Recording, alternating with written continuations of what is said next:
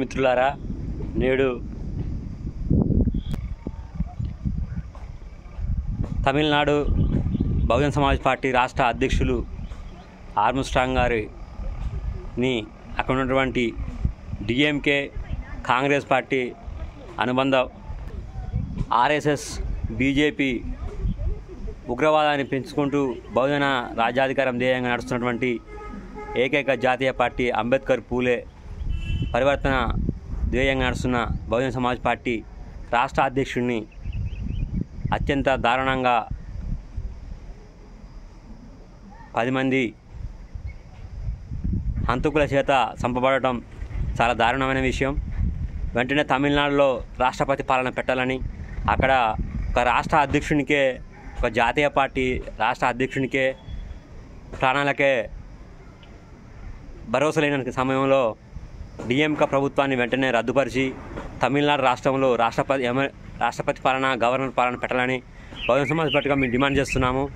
అలాగే ఇక్కడ మనువాద కాంగ్రెస్ బ్రాహ్మణికల్ మనసత్వాలతోని సిద్ధాంతాలతోని పెట్టిరిగిపోతున్న భారతదేశంలో మూడోసారి అధికారానికి వచ్చినటువంటి నరేంద్ర మోడీ మరియు తమిళనాడు ప్రభుత్వాలు కుమ్మక్కై అవి ఇండియాగా ఉన్నా కానీ వాటి మనస్తత్వాలు ఎప్పటికీ బహుజన ఐడియాలజీని, ఎస్సీ ఎస్టీ బీసీ మైనారిటీ అగ్రకులాల పేదలందరినీ తొక్కాలనే వాళ్ళ పాద కింద పాదసేవ చేయాలని చెప్పేసి వాళ్ళు కోరుతున్నారు. కాబట్టి వారిని వెంటనే తమిళనాడు రాష్ట్రంలో స్టాలిన్ గవర్నమెంట్ ఇంకొక నిమిషం కూడా ఉండడానికి, పరిపాలన చేయడానికి అర్హత లేదు.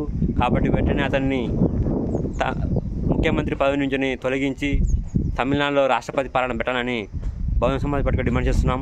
నా పేరు ఎడ్ల శ్రీను, బహుజన్ సమాజ్ పార్టీ జిల్లా ప్రధాన కార్యదర్శి మహిబాదు. అలాగే ఆర్మ్స్ట్రాంగ్ గారి యొక్క మరణము చాలా దుఃఖదాయకము. ఆ యొక్క కుటుంబానికి సానుభూతి తెలియజేస్తున్నాము బహుజన్ సమాజ్ పార్టీ యూనిటీగా.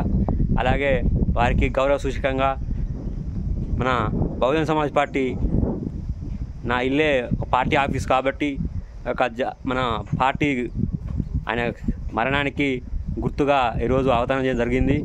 ఎందుకంటే జెండాను కిందికి ఉంచడం కాదు, ఆ జెండానే పక్కకు తొలగించడం. ఎందుకంటే భారతదేశంలో బ్రాహ్మణిక అయ్యేది 70 సంవత్సరాలు నడుస్తున్నా కూడా భారత రాజ్యాంగం అమలు కావట్లేదు.